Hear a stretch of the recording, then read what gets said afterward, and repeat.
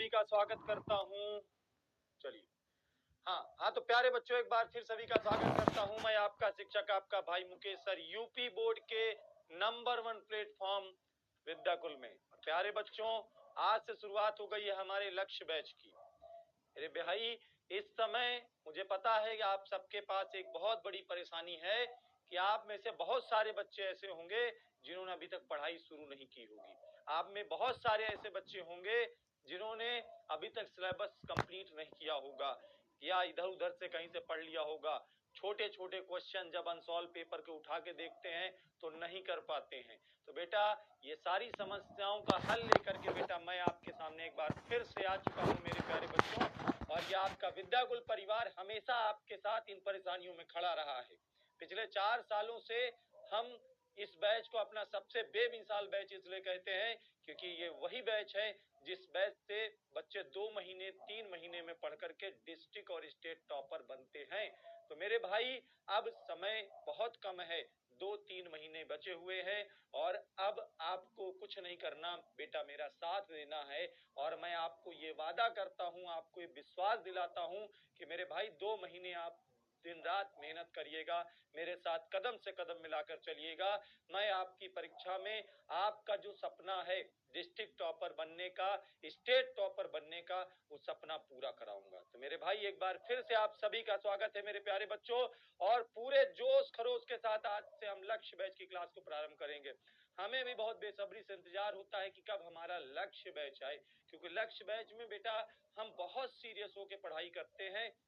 हर बच्चे को pure quality content देते हैं, केवल पढ़ाते ही नहीं है।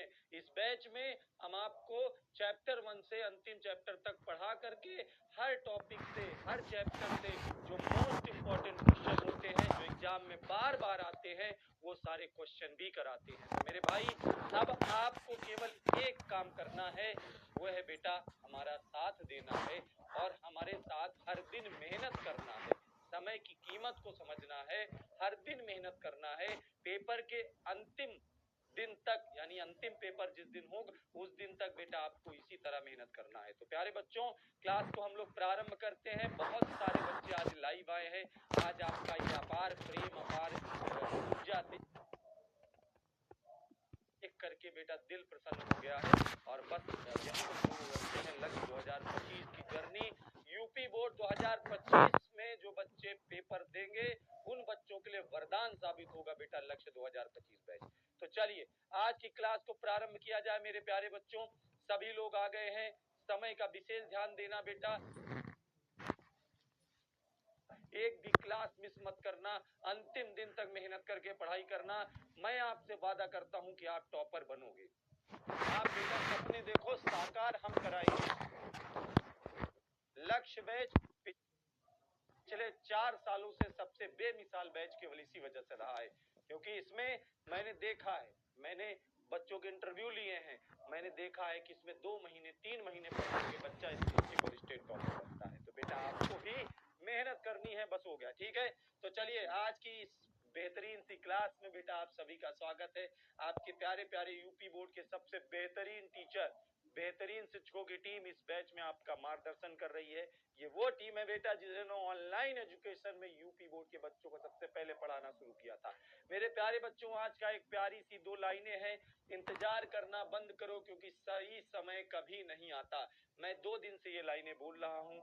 मैं इसलिए ये लाइनें बोल रहा हूँ भाई क्योंकि बहुत सारे बच्चे साल भर डेट शीट का इंतजार कर रहे थे कि यूपी बोर्ड की डेट शीट कब आएगी। और अंत में बेटा आज आप देख रहे हैं कि वो डेट शीट भी आ गई। 24 फरवरी से आपका पेपर है, 24 फरवरी से आपका पेपर है। यानी मेरे भाई लगभग आपके पास 90 दिन का सफर है, 90 दिन का ही समय है।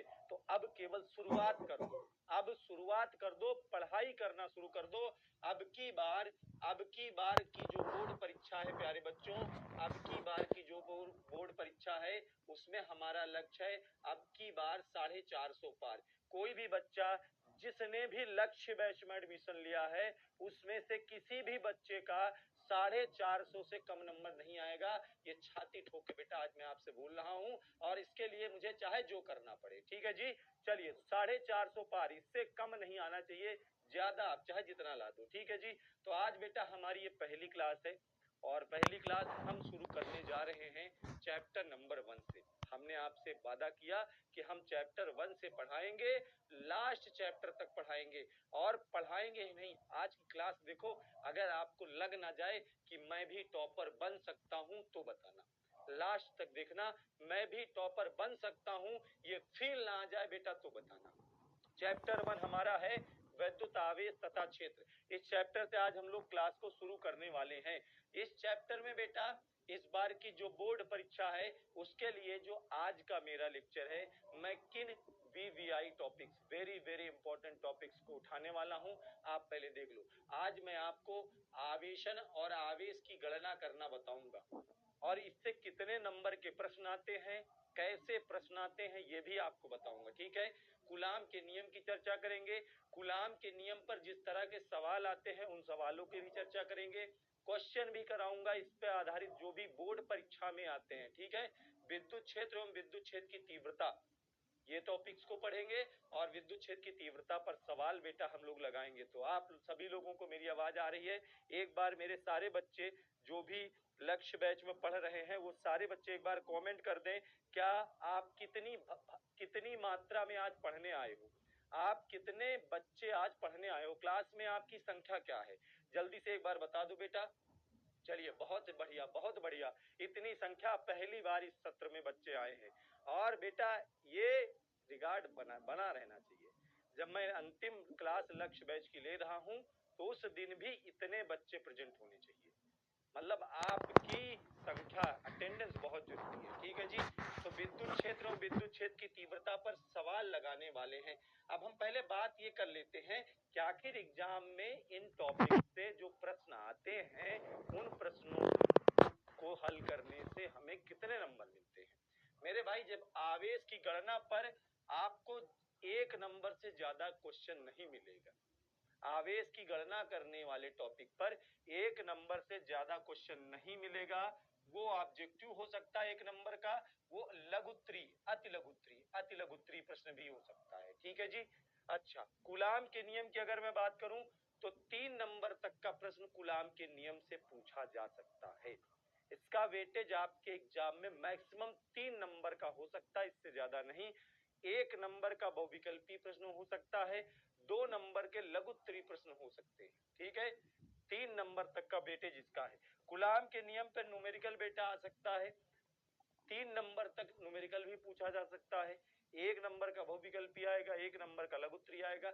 विस्तृत उत्तरी में भी कभी कभी कूलाम के नियम के सवाल आ जाते हैं तो वो सवाल 3 नंबर आपको दिलाएंगे। विद्युत क्षेत्र की अगर बात करूं, विद्युत क्षेत्र का मतलब तीव्रता पर सवाल भी आ सकते हैं, विद्युत क्षेत्र पर एक डेरिवेशन भी आ सकता है, विद्युत क्षेत्र से संबंधित परिभाषा भी आ सकती है। 3 नंबर का ये टॉपिक मैक्सिमम आ सकता है, ठीक है जी। तो आज के जितने भी आपके टॉपिक हैं वो लगभग 3 नंबर वाले हैं, जो भी आएगा 3 नंबर आपको दिलाएगा। तो लेक्चर इंपॉर्टेंट है इंपॉर्टेंट लेक्चर इंपॉर्टेंट है ना भाई, तो पढ़ना पड़ेगा, मेहनत करनी पड़ेगी। चलिए जी शुरू करते हैं आज की बेहतरीन सी शानदार सी क्लास को। मेरे भाई ये सपना पिछले साल बच्चों ने साकार किया था, आप जितनी फोटो देख रहे हो ये पिछले साल के टॉपर हैं, और मैं अगर टॉपर की स्लाइड लगा दूं 4 साल की तो मेरी एक लेक्चर पूरी खत्म हो जाएगी। ये केवल आपको बेटा मोटिवेशन के लिए लाता हूं कि आपके अंदर भी, आपके अंदर का स्टूडेंट जाग जाए, आपके अंदर का छात्र जाग जाए और आप भी 2025 में इन ब्लैंक चेहरों को फिलअप कर दो बेटा, आप इन ब्लैंक चेहरों को फिल कर दो 2025 में। इसलिए बेटा ये बच्चों की शक्ल दिखाई जाती है, ठीक है। अगले साल जब मैं लक्ष्य बैच में क्लास ले रहा हूं तो जो आज तुम मुझसे पढ़ रहे हो, अगले साल मैं आपकी फोटो लगा के यहाँ पर आपका नाम बुलाऊं कि बेटा ये बच्चा था 2024 में पढ़ा है। मैं 4 सालों से हर साल बेटा हमने डिस्ट्रिक्ट और स्टेट टॉपर बनाए हैं, 2025 में आपकी फोटो का बेटा इंतजार रहेगा, ठीक है। लेकिन उसके लिए हमें मेहनत करनी पड़ेगी जी। तो चलिए शुरू करते हैं अपनी फिजिक्स की शानदार सी दुनिया में बेटा आप सभी का स्वागत करते हुए। आज हम पढ़ने वाले हैं पहली यूनिट फिजिक्स की, वैद्युत की, इलेक्ट्रिसिटी।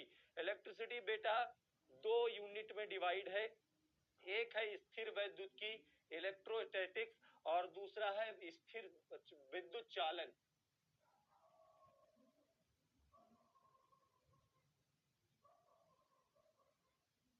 विद्युत चालन क्या है बेटा? विद्युत चालन, जिसमें आपका एक चैप्टर आता है और पहली यूनिट में 2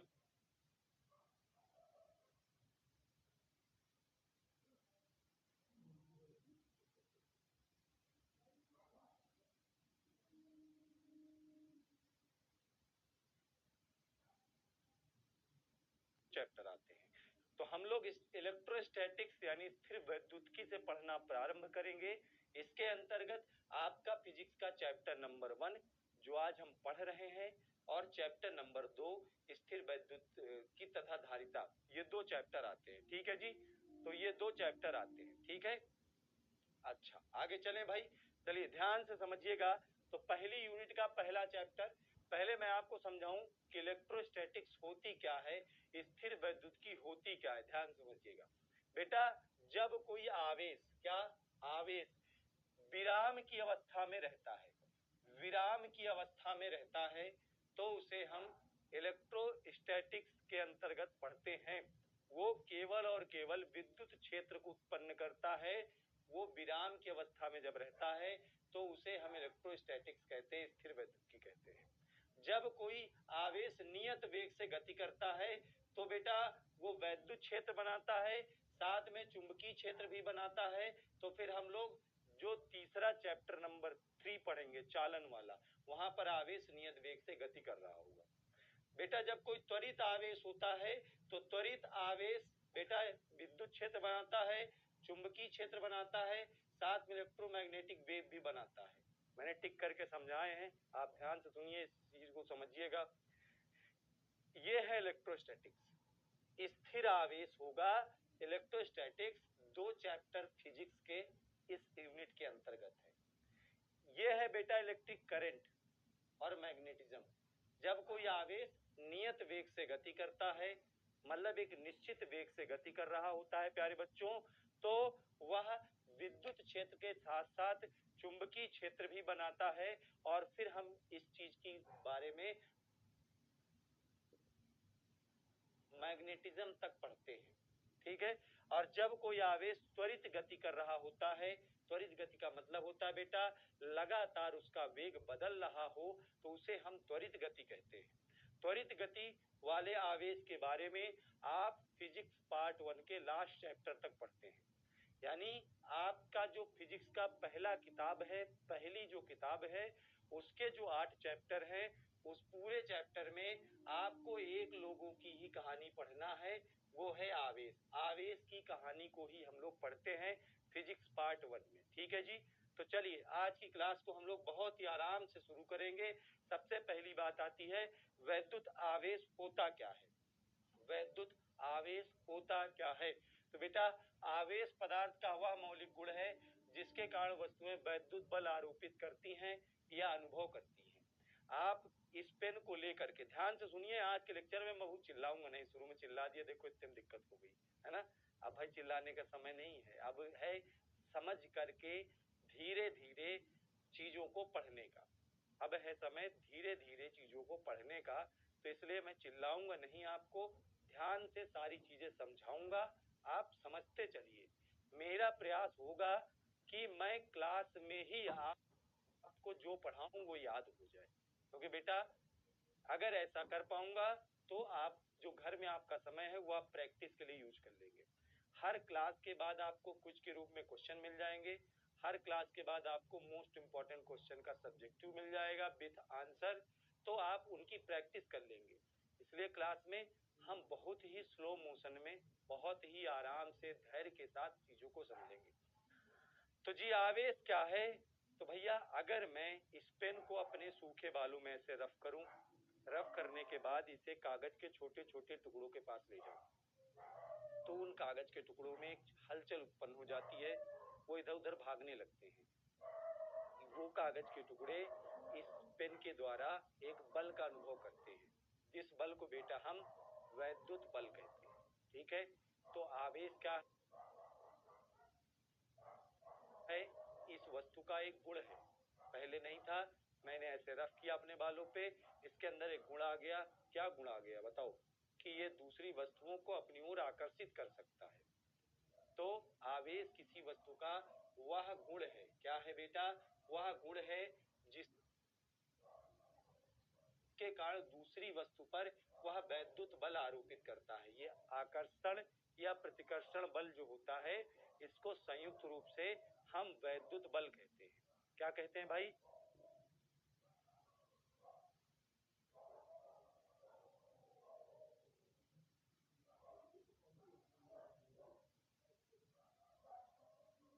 वैद्युत बल कहते हैं। आई बात समझ में?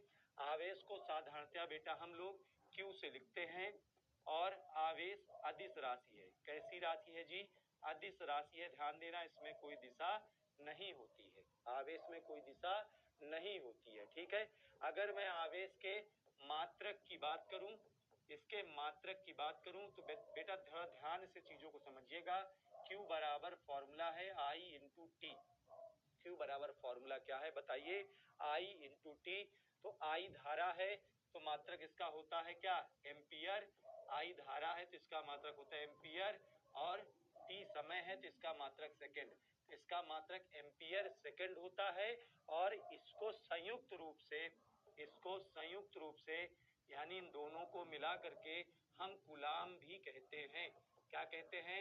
कूलाम भी कहते हैं। तो एमकेएस जो पद्धति होती है, जो हमारा एसआई सिस्टम होता है, उस पद्धति में मात्रक कूलाम या एम्पियर सेकंड होते हैं। ठीक है जी। अच्छा, इसका मात्रक होता है बेटा एक ईएसयू, इलेक्ट्रोस्टेट यूनिट, या इसका मात्रक होता है फ्रैंकलिन। Franklin, Franklin. ठीक है जी, फ्रैंकलिन। तो एसयू या फ्रैंकलिन ये सीजीएस पद्धति में होते हैं, सीजीएस पद्धति में। इसका एक मात्रक और होता है ईएमयू, इलेक्ट्रोमैग्नेट यूनिट, और या इसे एक मात्रक होता है फैराडे। फैराडे, ठीक है। ये पद्धति में नहीं है, ये किसी भी पद्धति में नहीं है बच्चों। ध्यान से पढ़िएगा, ध्यान से पढ़िएगा, चीजों को याद कर लीजिएगा। ठीक है। अच्छा, इसमें एक प्रश्न बनता है ऑब्जेक्टिव में, मात्रक के आधार पर एक प्रश्न बनता है ऑब्जेक्टिव में। 2-3 बार बोर्ड परीक्षा में पूछा गया प्रश्न बनता है कि सबसे बड़ा मात्रक क्या है। आपसे पूछा जाएगा बेटा कि सबसे बड़ा मात्रक क्या है। तो प्यारे बच्चों, आप एक बार कमेंट में बता दो कि सबसे बड़ा मात्रक क्या है। सबसे बड़ा मात्रक क्या है? तो सबसे बड़ा मात्रक होता है फैराडे। सबसे बड़ा मात्रक होता है फैराडे, याद रखिएगा। सबसे बड़ा मात्रक फैराडे होता है। ठीक है भाई, याद रखिएगा, ये बहुत ही छोटी सी बात है, ऑब्जेक्टिव में 1 नंबर दिला देती है। अच्छा, एक फैराडे किसके बराबर होता है? एक फैराडे का मान किसके बराबर होता है बताइए बच्चों? एक फैराडे किसके बराबर होता है? 96,500 कूलाम के बराबर। 96,500 कूलाम के बराबर होता है। देखिए, बहुत छोटी छोटी चीजें हैं, लेकिन ये अभी भी आपकी परीक्षा में पूछी जा सकती हैं। ये परीक्षा में 1 नंबर दिला सकती हैं, इसलिए इन पर हम ज्यादा समय नहीं देंगे, इनको फटाफट करके रिवाइज करते हुए चलेंगे। ठीक है, ये इम्पोर्टेंट है, बिल्कुल इम्पोर्टेंट है भाई, एग्जाम में आती हैं। 2 मिनट लगेगा, रिवाइज करते हुए चलेंगे। ठीक है भाई। हाँ बताइए, समझ में आ गया प्यारे बच्चों? हाँ बहुत बढ़िया, इतने बच्चे लाइव आए हैं, आज दिल खुश कर दिया तुम लोगों ने। आज दिखा दिया कि पावर ऑफ विद्याकुल क्या है। आज आपने दिखा दिया कि पावर ऑफ लक्ष्य बैच क्या है। लक्ष्य बैच की पावर आज आप सब बच्चों ने दिखा दिया। इतने ढेर सारी मात्रा में आप लाइव आए हैं, मुझे खुद विश्वास नहीं था कि पहले दिन की क्लास में इतने बच्चे लाइव आएंगे। लेकिन चलिए, तो आप आवेश के बारे में समझ गए कि आवेश क्या है, और आवेश का मात्रक क्या है, अदिश राशि किससे लिखते हैं। आवेश के प्रकार, आवेश के प्रकार, तो ध्यान समझिए, मैंने आपसे कहा कि 2 ऑब्जेक्ट होंगे। एक ऑब्जेक्ट मान लो ए है, एक ऑब्जेक्ट बी है। हम दोनों को आपस में रगड़ेंगे, दोनों के बीच में घर्षण कराएंगे। ध्यान से सुनिए बेटा, हम क्या करेंगे, 2 ऑब्जेक्ट को, 2 वस्तुओं को आपस में ऐसे रगड़ देंगे। रगड़ने से क्या होगा, आप अपनी ऊर्जा खर्च करेंगे। ध्यान सुनिए, ध्यान से सुनिए, समझिए चीजों को, बिल्कुल प्रैक्टिकली समझिए बेटा, कुछ याद नहीं करना। जो बच्चे ने कुछ भी नहीं पढ़ा होगा, मेरी गारंटी है तुम्हें सिखा दूंगा। बस ध्यान से सुनिएगा। जब दो वस्तुओं को आप आपस में रगड़ेंगे तो आपकी ऊर्जा खर्च होगी, आप कुछ एनर्जी लगाएंगे, अपनी ऊर्जा लगाएंगे। अब आपने जो ऊर्जा लगाई, उस ऊर्जा के कारण एक वस्तु से इलेक्ट्रॉन निकलकर दूसरे वस्तु में प्रवेश कर जाते हैं। एक वस्तु से इलेक्ट्रॉन निकलकर दूसरे वस्तु में प्रवेश कर जाते हैं। सामान्य अवस्था में आपने केमिस्ट्री में पढ़ा होगा कि नंबर ऑफ इलेक्ट्रॉन और नंबर ऑफ प्रोटॉन बराबर होते हैं। कहा जाता है कि अगर इस पर 12 इलेक्ट्रॉन हैं तो 12 प्रोटॉन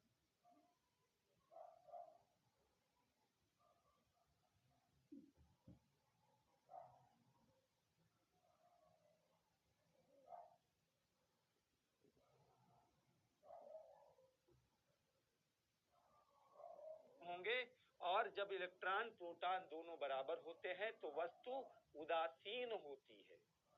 और जैसे ये उदासीन है वैसे ये वस्तु में भी अगर 10 प्रोटॉन है तो 10 इलेक्ट्रॉन होंगे और ये वस्तु भी उदासीन होगी। मान लीजिए आपने ऐसे दोनों को रगड़ दिया, आपने दोनों वस्तुओं को ऐसे रगड़ दिया और एक वस्तु से 2 इलेक्ट्रॉन निकलकर दूसरी वस्तु में चले गए। जी मैं कह रहा हूं कि 2 इलेक्ट्रॉन निकलकर इसमें चले गए, ध्यान से सुनिए बेटा। तो 2 इलेक्ट्रॉन निकलकर चले गए तो बताइए इसमें कितने बचे भैया? 10 बचे। और 12 प्रोटॉन, प्रोटॉन को कोई माई का लाल नहीं है जो निकाल ले भैया। प्रोटॉन न्यूक्लियस में रहता है, प्रबल नाभिकीय बल के साथ न्यूट्रॉन के साथ बंधा रहता है। किसी भी परमाणु से, किसी भी एटम से आप प्रोटॉन नहीं निकाल सकते हैं। आपकी इतनी क्षमता नहीं है जी, ठीक है जी, आपकी इतनी क्षमता नहीं है। आप लक्ष्य बेस से पढ़ के टॉपर बन सकते हैं, आप लक्ष्य बेस से पढ़ करके डिस्ट्रिक्ट स्टेट टॉपर बन सकते हैं, पर किसी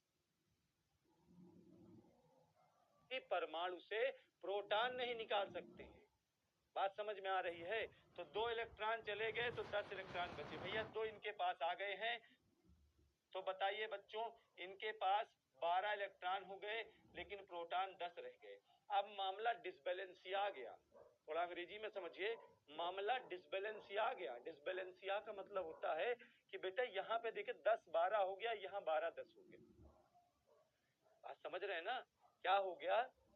कम ज्यादा हो गए इलेक्ट्रॉन, प्रोटॉन कम ज्यादा, यहाँ भी कम ज्यादा।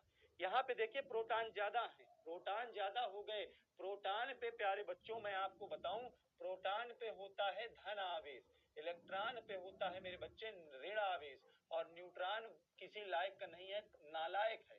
न्यूट्रॉन जो हमारा है वो नालायक है, ठीक है, इस पर कोई आवेश नहीं है। प्रोटॉन ज्यादा है तो इस प्रकार से ये वस्तु जो है वो धनावेशित हो गई है। वस्तु क्या हो गई है? धनावेशित हो गई है। इस पे प्रोटॉन कम है, इलेक्ट्रॉन ज्यादा है। इस पर इलेक्ट्रॉन ज्यादा है। भैया ध्यान से देखिए, पहले ध्यान से देखिए, इलेक्ट्रॉन ज्यादा है तो ये वाली वस्तु ऋण आवेश है। तो बच्चों ध्यान से समझिए कि धन आवेश कब आता है, ऋण आवेश कब आता है। एक सवाल आता है 1 नंबर का, 1 नंबर का सवाल आता है और बहुत छोटी चीज होती है, इसी घटना पे होता है। तो आपने क्या देखा कि धन आवेश कब आएगा? जब इलेक्ट्रॉन निकल जाता है। और बच्चों एक बात बताइए, जब इलेक्ट्रॉन निकल गया है तो कुछ द्रव्यमान निकला कि नहीं निकला? भाई हर इलेक्ट्रॉन के पास एक द्रव्यमान होता है, वो होता है 9.1 इंटू 10 की पावर -31 kg। ये एक इलेक्ट्रॉन के पास इतना द्रव्यमान होता है। अगर एक इलेक्ट्रॉन निकला है तो इतना द्रव्यमान भी तो निकला है। तो ध्यान दीजिएगा, जब इलेक्ट्रॉन निकलेगा धन आवेश आएगा, द्रव्यमान में कमी होगी। द्रव्यमान में क्या होगी प्यारे बच्चों बताओ? कमी होगी, द्रव्यमान में कमी होगी, ठीक है। अच्छा जी, जिस पे इलेक्ट्रॉन ज्यादा हो जाएंगे, यानी जिस वस्तु में इलेक्ट्रॉन आता है वहां द्रव्यमान में वृद्धि होती है और उस पर ऋण आवेश आ जाता है। कौन सा आवेश आ जाता है प्यारे बच्चों बताइए? ऋण आवेश आ जाता है। किसी को कोई दिक्कत है? किसी को कोई दिक्कत है? यहाँ तक बताइए, मेरी बात आपको समझ में आ गई होगी, 100% समझ में आ गई होगी। ये बहुत ही आसान चीज है, लेकिन इसमें बच्चे गलती कर जाते हैं। बच्चे गलती भी कर जाते हैं, इसमें छोटी सी गलती करते हैं, सवाल लगाते समय नहीं समझ पाते हैं और गलती कर बैठते हैं। लेकिन अब आप मुझसे पढ़ रहे हैं, मैं नहीं करने दूंगा गलती, मैं गलती नहीं करने दूंगा। आपको मैं टॉपर बना के मानूंगा, मेरा ये प्रण है, ठीक है जी।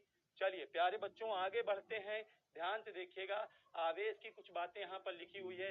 अदिश राशि है, समान आवेशों में प्रतिकर्षण होता है। भैया फटाफट क्विक रिवीजन करना पड़ेगा, समय बहुत कम है, ध्यान से समझना पड़ेगा। समान आवेश में प्रतिकर्षण है, ये देखिए, धन धन आवेश होंगे दूर भगाएंगे, ऋण ऋण आवेश होंगे दूर भगाएंगे। विपरीत आवेशों में आकर्षण होगा जी।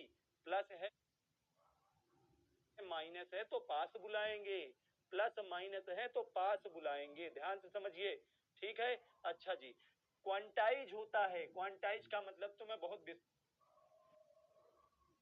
समझाने वाला हूँ। क्वांटाइज को इतना हल्के में नहीं समझाऊंगा, अभी समझाऊंगा। क्वांटाइज की मैंने एक पूरी स्लाइड बना रखी है।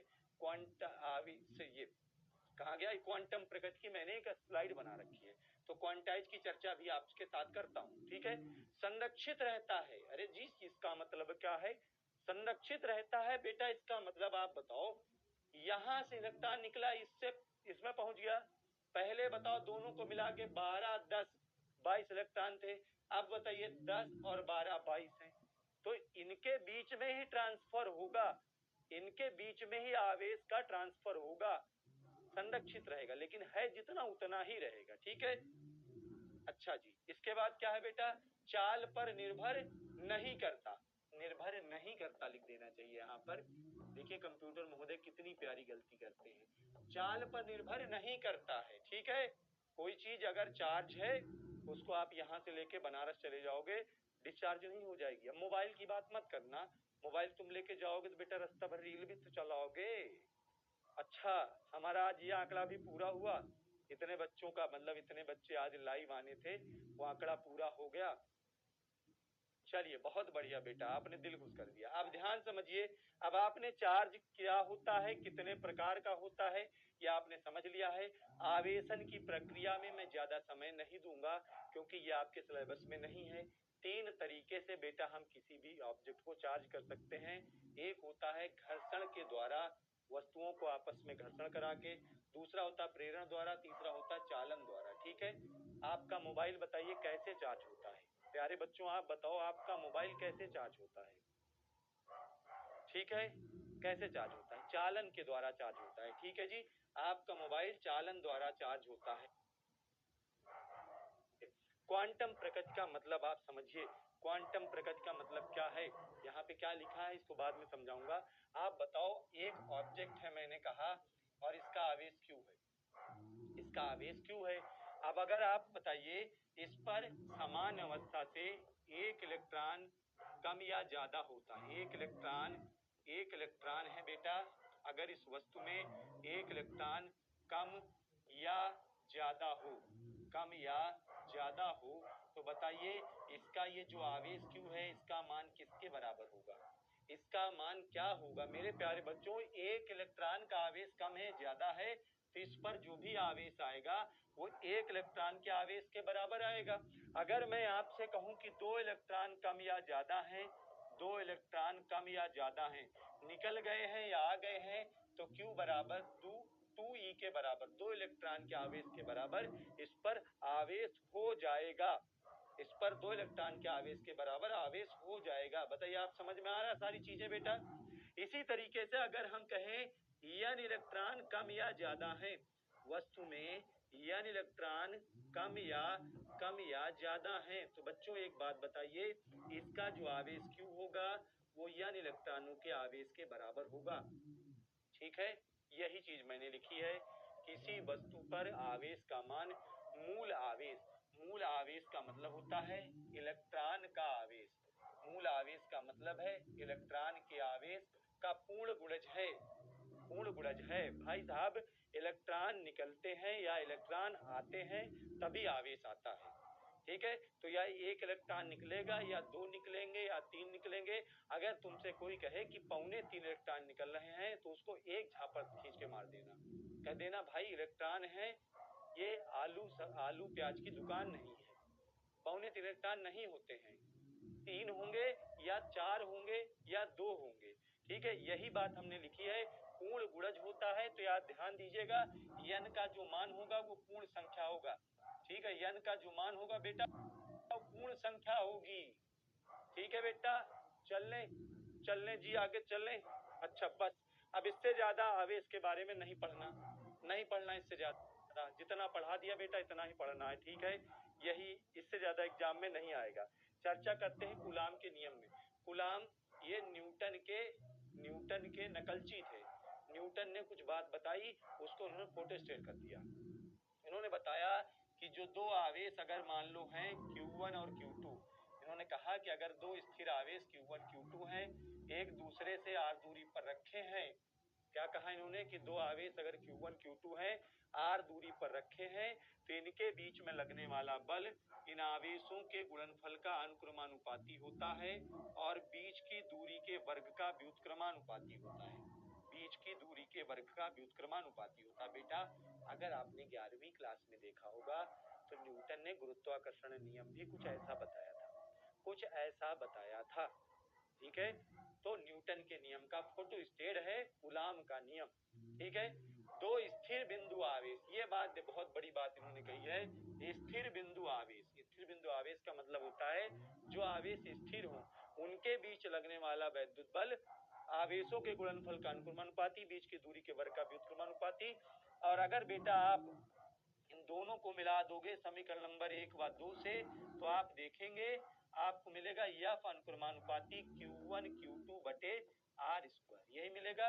अब यहाँ से आप बताइए, इसको हटाते हैं तो कांस्टेंट लगाते हैं ना जी, इसको हटाते हैं तो कांस्टेंट ही तो लगाते हैं। तो एक कांस्टेंट कूलाम ने लगाया 1/4 pi epsilon not Q1 Q2 बटा R स्क्वायर, Q1 Q2 बटे R स्क्वायर, ये कांस्टेंट लगा के बल का इन्होंने फॉर्मूला निकाला, ठीक है। अच्छा, ये जो एप्सिलॉन नॉट लिखा है बेटा, इसको निर्वात की विद्युतशीलता कहते हैं। इसे क्या कहते हैं जी? निर्वात की विद्युतशीलता। विद्युतशीलता, बात समझ में आई? कौन है ये है निर्वात की विद्युतशीलता, निर्वात की मौसी, ठीक है। चलिए भाई, बहुत बढ़िया, समझ में सारी चीजें आपको आ रही होंगी। आगे बढ़ा जाए भाई।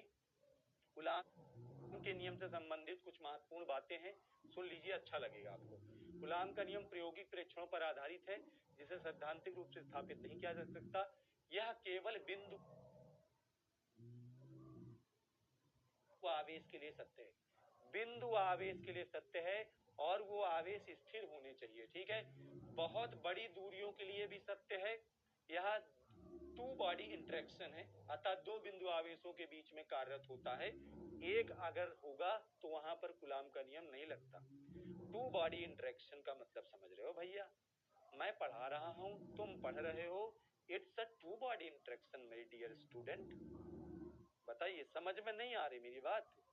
मैं पढ़ा रहा हूं, तुम पढ़ रहे हो, it's a two body interaction. अकेले कैसे हो पाएगा जी? अगर हम अकेले पढ़ाएंगे तो हम किसको पढ़ाएंगे? दीवाल को थोड़े ना पढ़ाएंगे, कैमरे को पढ़ाएंगे, फिर बच्चा देखेगा तब टॉपर बनेगा, ऐसे होगा, ठीक है। चलो आगे चलते हैं, ये सारी बातें आपको समझ में आ गई होंगी। आगे बढ़ा जाए भाई। चलिए थोड़ा सी चर्चा अपेक्षिक वैद्युतशीलता पे कर लेते हैं, निर्वात की वैद्युतशीलता पर। बेटा ये इंपॉर्टेंट है, देखिए कूलाम का नियम आपने पढ़ा 1/4 pi epsilon not Q1 Q2 बटे R स्क्वायर, ठीक है। इसमें ये जो एप्सिलॉन नॉट है, इससे एक ऑब्जेक्टिव प्रश्न बनता है, या इससे कभी कभी एक नंबर का अति लघुत्तरीय प्रश्न भी बनता है, तो मैं इस पे चर्चा कर लेता हूँ, ठीक है। ध्यान से बताइएगा, एप्सिलॉन नॉट बराबर क्या हो जाएगा जी? 1/4 पाई और Q1 Q2 बटे बेटा आ जाएगा F R स्क्वायर। बोलिए सही बात है? हम अच्छी बात ही बोलते हैं, बड़े अच्छा आदमी है, ठीक है। अगर यहाँ से एप्सिलॉन नॉट का मैं मात्रक निकालूं, बताइए क्या आएगा? मात्रक क्या आएगा? 1/4 पाई। बेटा ये कांस्टेंट हटाओ, इसको हटाओ, दूर हटो, दूर हटो। Q1 Q2 कूलाम कूलाम दो बार तो हो जाएगा कूलाम का स्क्वायर, और बट्टे में F R स्क्वायर, इसको हम कहेंगे न्यूटन, और इनका हो जाएगा मीटर।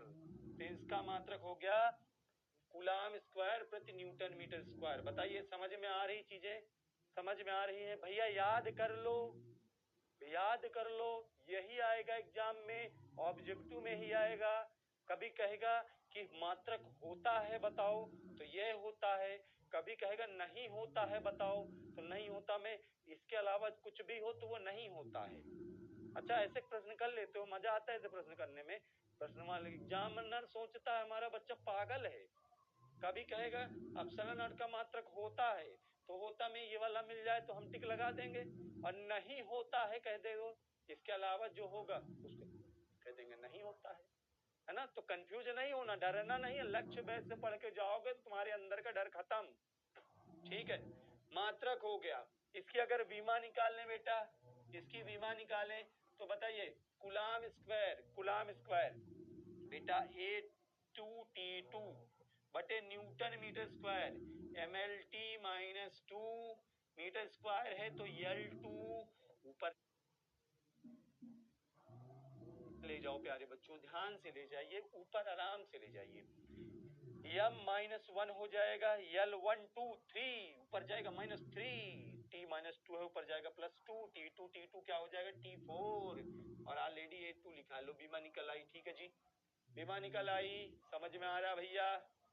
हाँ समझ में आ रहा, किसी को कोई डाउट